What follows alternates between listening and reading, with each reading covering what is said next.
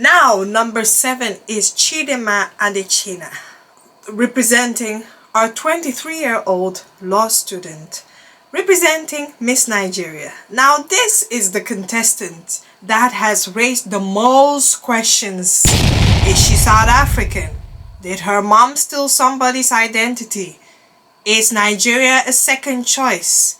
Why is Nigeria accepting her if there's a fraud investigation going on? Does she have a Nigerian name? Does she deserve to go to Miss Universe? So many questions. The most controversial delegate of this year, who, by God's grace, she won Miss Nigeria. Now you all know the stories. Now if you want to go back to my previous video where I actually judged Miss Nigeria competition, I also spoke a bit about her. I'm not going to go deep into what's currently going on, but we're just hoping that everything goes well with her journey and throughout everything. Now with the whole thing, I feel even during Miss Nigeria, she wasn't really perfect. She wasn't that bad. She was in the middle. I would have placed her actually third in Miss Nigeria. Yeah, but she won, rightfully so. It's okay. There was not really a lot of information because it was also due to when it was done. I think Miss Nigeria was held, was it done in September? I think it was towards the end of September, around that time. Yeah, so that was not enough time because she also has to prepare for Miss Universe. Look at the time frame, which is now this month. So we did not really see a lot about her. I think the only thing we saw was there was a charity actually which her organization held, Miss Universe Nigeria, where they fed I think where they went to the deprived areas, help feed and all that stuff, the typical charity stuff. Yeah, and I know her advocacy, she said it's about unity. She wants to promote unity. Aside from that too, she went to her father's hometown where she was made the tourism ambassador. I think she was made the ambassador to represent Enugu. So who knows, down the line she has some things in the work which she will do for Enugu state, which was handed by the governor. So she's going places. The thing about Chidima is that hopefully after Miss Universe she sort out herself, because then we also really know what her advocacy is going to be. So for me, her advocacy right now is still a bit gray area because of the limited time that she has. Now our girl, she has a lot of followers. I think she has almost 90,000 followers. And she's doing well. You know, the controversy sells. So almost what happened to her in South Africa is a bit of a blessing in disguise because, like I said, she's the most talked person, most controversial person, and I feel like, yeah, it has helped her with her popularity. It has helped her grow. And now we see that she's in Mexico and she's been consistent with the content. You can see that she's working hard and she has improved her walk, her presence. She looks like a Barbie. I just wish that maybe she would do like a bit of an updo ponytail type of hairstyle because she has like the beautiful bone structure and all that. You know, I know she loves the straight hair, but just a switch up. So yeah, that's it for Miss Chidima. Now the question is Miss Chidima going to place? I see that a lot of people are voting for her online. A lot of people are voting for her. They're supporting her. Partial witch hunt. Some of the people who were against Chidima, they're writing to Miss Universe in Mexico. They want her disqualified. Like, they're going guns blazing. And I'm like, gosh, it doesn't even have to be like that. Like, seriously, like, you must have so much hatred in your heart to go through something like that. But anyway, yeah, so Chidima is in Mexico. She's showing that she's very serious. She really wants to make it that far. And she's getting support. So to be honest, I feel like she has a chance of placing. Her story is a very controversial one. She has a very strong story, and if she backs it up with how she presents herself during this entire Miss Universe, she's going to place far. Yeah, I have the feeling she's going to be at least in the top 20. Yeah.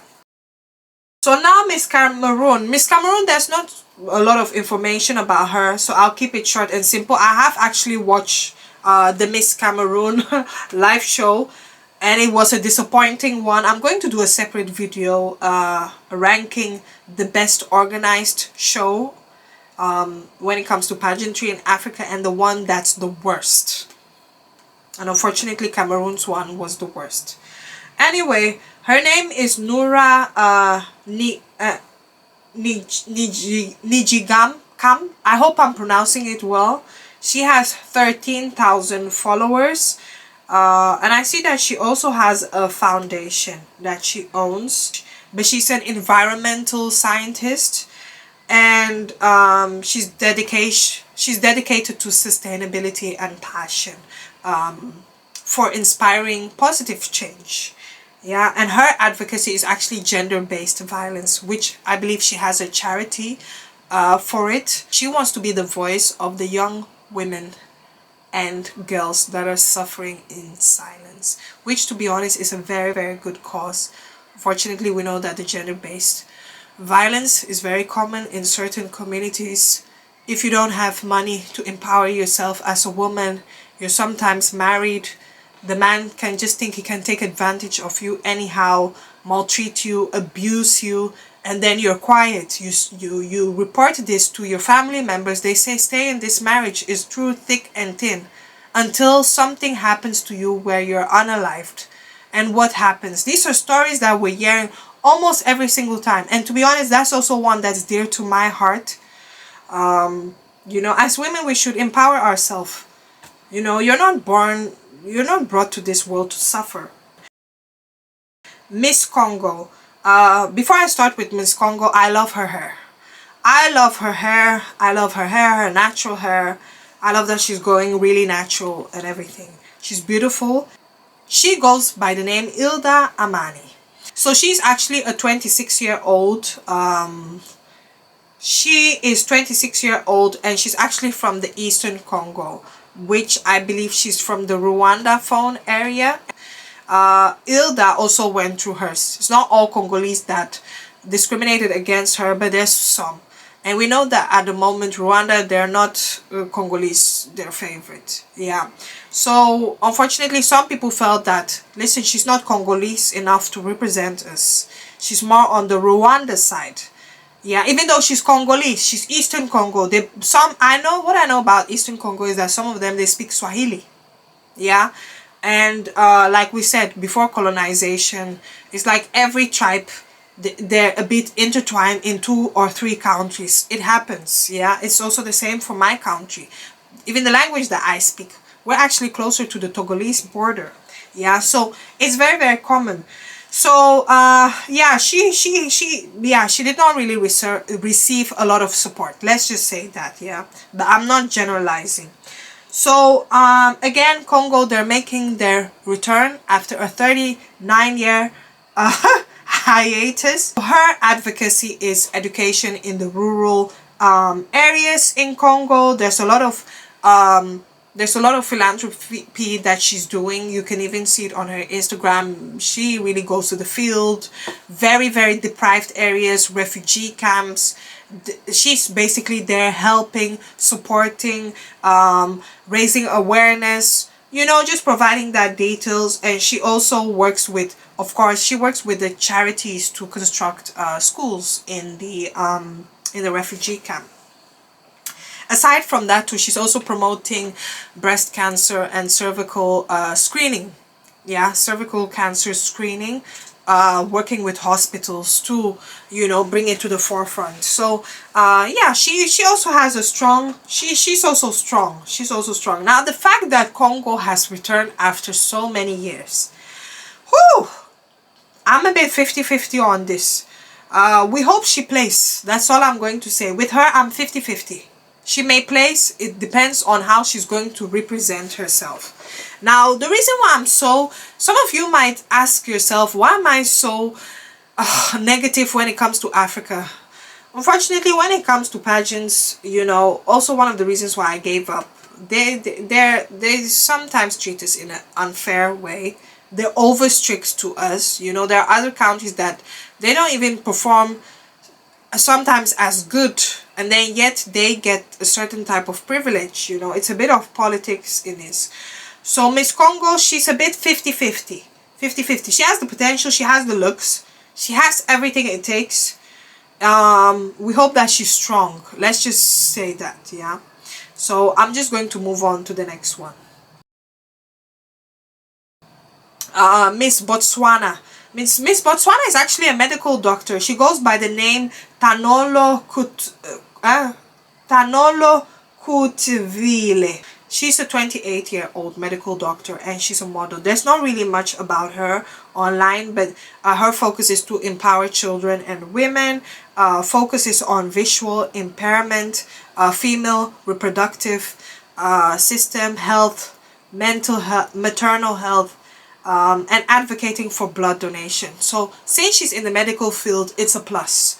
Yeah, she knows what's going on. She can also offer a lot when it comes to things like that. So I feel she's strong. And she also she represents an African woman. You know, your girl, I'm not saying all African women are bald, but she's going with the bald look. She has a nice structure, nice body. She's very calm. She carries this feminine energy, very, very classy. Like, I like her. I want to see more about her because it seems like, I'm not sure if Botswana, the media, they're not really advertising her a lot. And they have to push her, you know, because Botswana is an underpopulated country. Yeah, the population is not that high, so she really needs to be pushed. Because to me, she's one of those contestants that are a bit under the radar. You know, some of the other countries that I've called, they're quite popular because they got social media, they got the press hyping them, you know. So Botswana, I feel that she's a dark horse. We need to see more about her, but she's definitely going to see it. Now, will Miss Botswana place?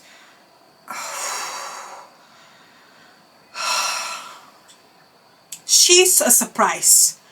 I feel she's underestimated. She might place. She might.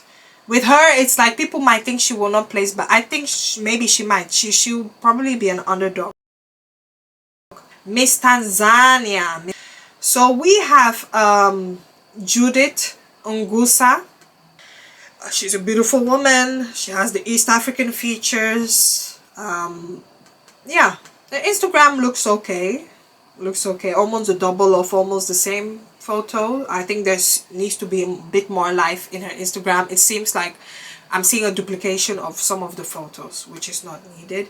Now, she's actually a single mother, I believe. Now, correct me if I'm wrong. She might be married. I'm not sure, but she has a child, yeah? And she's a 26-year-old postpartum health activist. So she works in the healthcare sector. She also has a bit of a resume in pageantry. She joined, she actually won Miss United Nations 2022. She placed in the top 10 during Miss Tanzania 2019. And like they said, she made history as being the first ever mother to represent Tanzania in Miss Tanzania universe. She also has a bit of a sad story. Just like me, she lost her mother to cancer in 2021, and it was also during the time that she was also in pageantry. She almost gave up. Like, it really got to her. You know, it would affect you mentally and everything, but she had to pull through to be strong and to continue her fight in pageantry and also for the causes that she's willing to advocate. Now, her advocacy is fistula, which is a medical condition as a result of prolonged birth, which causes a hole in the birth canal. So that's what she wants to do, because again, it's in the health sector. This is something that has affected, you know, there's always complications when it comes to birth and all that. So especially in deprived areas. Miss Angola, she's 26-year-old. I don't think there's also not a lot of information about her. She goes by the name Nelma Ferreira. She's 26-year-old. She actually competed in the Miss World 2018, but she went unplaced. And again, there's not really much when it comes to her. There's not really much information. I'm so sorry, Angola. I think because most of the information is in Portuguese. I've tried. She's also coming with the afro hair. She has beautiful style.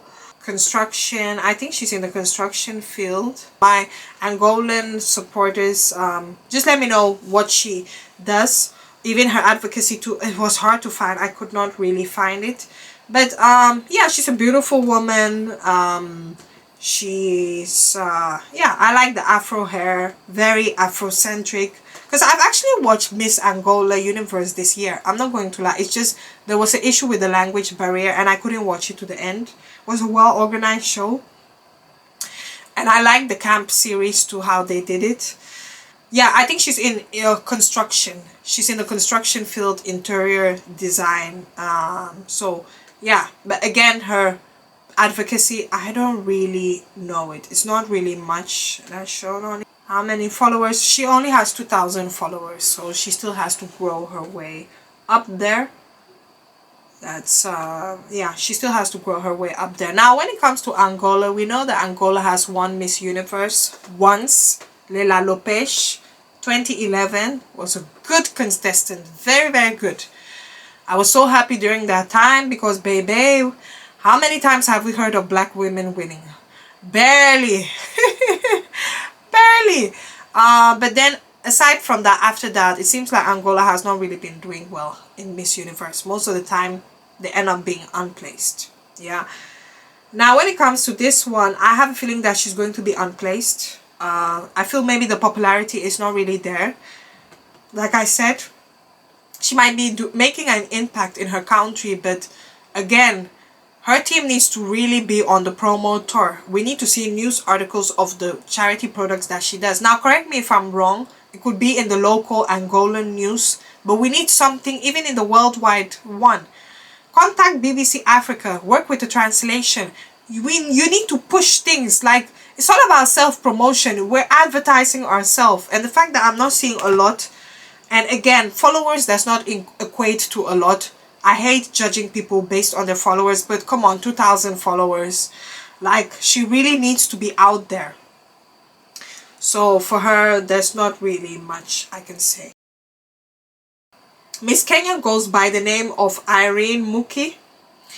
She's a 26-year-old dancer, philanthropist, fitness enthusiast, software engineer. She's also a goodwill ambassador for a non-profit organization called Makaya, which is a technological platform geared towards safe motherhood and in the marginalized community. So again, maternity related, a very common issue. Again, motherhood and all that stuff. That's what her advocacy is, which is good. You know, tackle the one that's the most common issue. Let me check her profile. I think I've also watched the Miss Kenya competition. I did not watch it till the end, but hey, she's a beautiful woman. She has the East African features, the beautiful big forehead. She has 15,000 followers, and yeah, a very beautiful woman. I think she's now headed off to Mexico. She was almost the last people that was there. I saw the send-off. She looks amazing. She looks stunning. Now when it comes to the height, I'm not sure, but yeah, she's beautiful.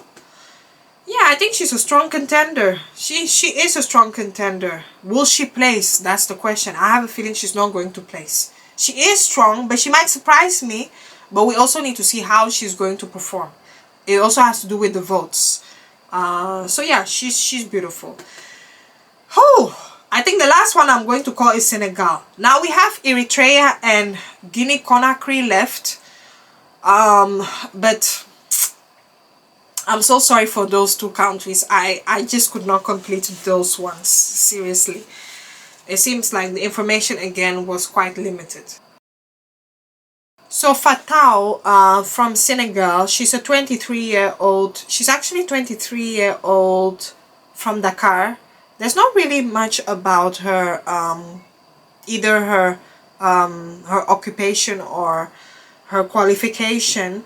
But I'm just seeing with I'm just going to share with you the limited information that I have. They say she's a force to reckon with. She's passionate about empowering young girls through education, and her campaign is built around showcasing Senegal's vibrant culture and heritage, which, to be honest, that's good. Unfortunately, it seems like I'm unable to find her Instagram, so I'm going off by the Instagram of her organization, Miss Senegal Universe. They have like 5,000 followers. But yeah, she's a beautiful woman. I just feel like this lace front did not do her any justice. I actually like this look where she was in the red dress. I think they had her hair cornrowed and up. She looks stunning. She looks like a model. And it seems like she's also now heading off to Mexico. She has the afro hair. Yeah, you know, she's a beautiful woman, chocolate and all that. And so yeah, for me, as long as she just sticks with the afro hair, I wish again she went with this type of updo, because you can see her facial features, it fits her. That's what I always say about mostly black women, you know. Sometimes the lace front, it doesn't do us any justice. It's taking our beauty away, especially if it's straight. At least go for a curly one, a kinky wave one, you know. So that's basically it. It's a long video. I have this video split in two. Whew, it is a long video. I will be giving you guys updates on how things are going. Now, if you want to, now I'm going to do a video. It's going to be a savage, but I'm going to do the ranking of the best organized pageant when it comes to Miss Universe in Africa to the worst ones. It's going to be a long video that I'm going to do, but yeah, we're in pageant seasons, so that's what I have to do. So my advice to the women, you know, this is Miss Universe. We need to stand out. We need to stand out as African women, yeah? Again, you know, I'm not such a fan of the wigs. When I wear a wig, it's only for an emergency. I'm like, gosh, I have a bad hair day. I cannot be bothered. I'm not a fan of lace fronts. Just let me do a wig, a glueless wig, specifically the glued one. I hate it. I would have wished that nobody would come with lace front to this show. Yeah, I know some people would say, but why are you judging them? It's protective hairstyling. Okay, you can wear lace front if you occasionally you're going to this occasional event once and that's it. This is Miss Universe. There are so many type of hairstyles we can do. Yeah, we can do the updo with the ponytail. You can add attachment. You either have it in a bun or you have it loosely and it's curly, a bit like the Diana Ross style. Yeah, a bit volume, kinky, curly. Or you can go for the shaved look. If you like, you can go for the bald look. The short hair look. If you look at the past black winners, most of them, they didn't wear a wig. There's even ways to style your own hair in a very Afrocentric way. There are now many styles. Now, I know that they have to be there for 17 days. Okay, no problem. It's 17 days. There's a lot of activities going on. You cannot, hair sometimes takes a lot to manage. A lot of time goes into it to style it. It's no problem. For the first 17 days, if you like, you can wear a wig. I don't mind. But when it comes to some of the days, the preliminary stages where you have to perform, come on stage, you have to show out. You have to show your beauty.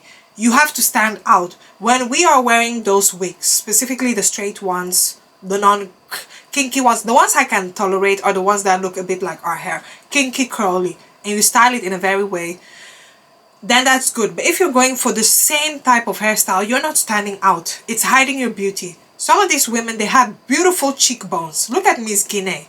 And I'm like, Miss Guinea, why are you wearing this wig? Chidimatu, you're also wearing the wigs. I'm like, you're such a beautiful girl, but she still looks good in the wigs. But the problem is that I need you to stand out. You have this big forehead. You have beautiful cheekbones. Your face looks good. Hold it up, or you do some type of styles that makes you stand out. So that's just basically my advice to some of the girls. Stand out, because there's a huge competition. You don't want to be forgotten. You don't want to be in the background. You need to stand out, and they need to see you, and they need to say that yes, this is the person. This is who is coming to compete. Yeah. So again, the countries that I think that will place, definitely Egypt. South Africa.